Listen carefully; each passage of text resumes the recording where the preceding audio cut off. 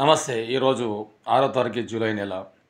నేను ఒక విషయం మీ అందరికీ క్లియర్‌గా అర్థం చేయాల్సింది అనుకుంటున్నాను. ఎవరైనా తల్లిదండ్రులు పిల్లల్ని కని, పెంచి మంచి భవిష్యత్తు ఇయ్యాలని చెప్పేసి కాయ కష్టం చేసి, అప్పో సప్పో చేసి, మంచి మంచి స్కూల్‌లో, మంచి మంచి కాలేజీలలో ఏసి పిల్లల్ని చదివిపిస్తూ ఉంటారు. ఒక్కసారి మీరు అర్థం చేసుకోండి. ఎల్‌కేజీకెళ్ళి 10థ్ క్లాస్ వరకు 12 సంవత్సరాలు. ఆ తర్వాత ఇంటర్మీడియేట్ 2 సంవత్సరాలు. ఆ తర్వాత గ్రాడ్యుయేషన్ 5 ఏళ్ళు. అంటే 12 + 2 14 దరిదాపులా ఒక తండ్రి ఒక అమ్మాయిని గానీ, ఒక అబ్బాయిని గానీ 20 20 ఏళ్ళ వరకు కూడా చదివిపిస్తూ ఉంటాడు. అంటే మొత్తం తీసుకుంటే కూడా 22 ఏళ్ళ వరకు వస్తారు. అప్పటి ఏజ్ వరకు గ్రాడ్యుయేషన్ అయిపోయేంత వరకు.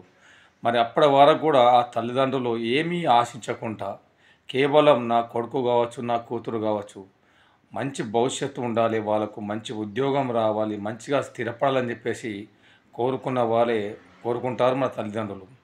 అలాంటి తల్లిదండ్రులను మనం ఏం చేస్తూ ఉన్నాం? ఇద్దరు కొడుకులుంటే పెళ్ళైన తర్వాత ఒక నెల ఒకరు, ఒక నెల ఇంకొకరు చూడాలని చెప్పేసి ఈరోజు వాటాలు వేసుకుంటూ ఉన్నారు.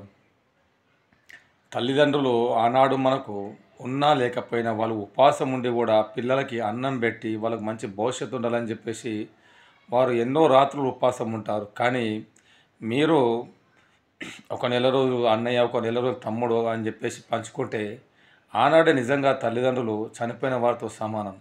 ఇకనైనా పిల్లలు ఎవరైనా సరే తల్లిదండ్రులకు ఏ కొడుకు ఏ కూతురు ఇష్టమైతే అక్కడే ఉండాలని చెప్పేసి వాళ్ళ మనసు కోరుకుంటూ ఉంటుంది.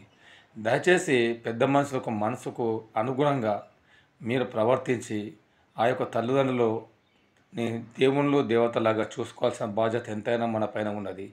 ఇలాంటి గొప్ప సాంప్రదాయాన్ని మన హిందూ ధర్మం. అలాంటి దాంట్లో మనం తల్లిదండ్రులను దూరం చేసుకుంటూ ఉన్నాం. తీసుకుపోయి ఓల్డేజ్ హోమ్‌లో వేస్తూ ఉన్నాం.